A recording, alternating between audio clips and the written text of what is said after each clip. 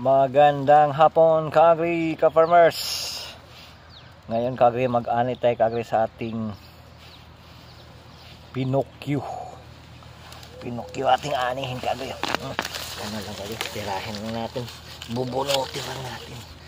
At saka tanggalan natin kagri ng mga matanda na at putulin natin dito kagri.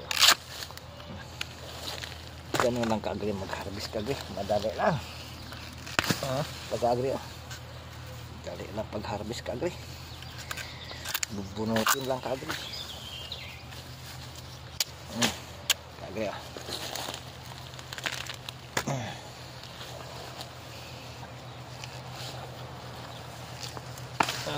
laki kagri tingnan nyo kagri, malaki ang ating naani kagri. Sarap pakiramdam kagri pag mag-harvest tayo kagri. Masarap pag harvest time na kagri.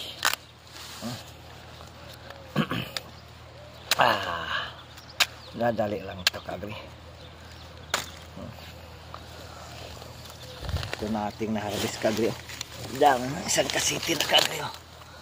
Bigay natin dito sa yung mga kababayan natin kaagri doon sa kabila. Bigay natin yan kagri.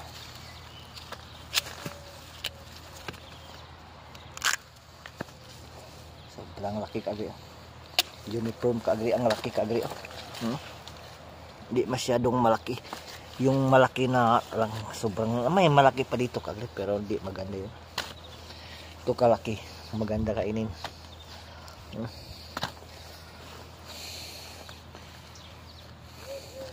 Tuloy lang tayo pag mag-ani kami. Ay, wala na kuan kagri, tatanggal na sugi. Diretso kagri yung ugat.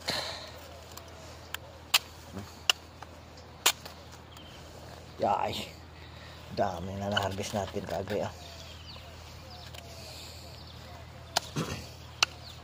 Dalhin natin kagri sa kabilang may mga kababayan doon. Bigay natin yun ito. At magkuha din kita kagri sa para pang konsumo natin.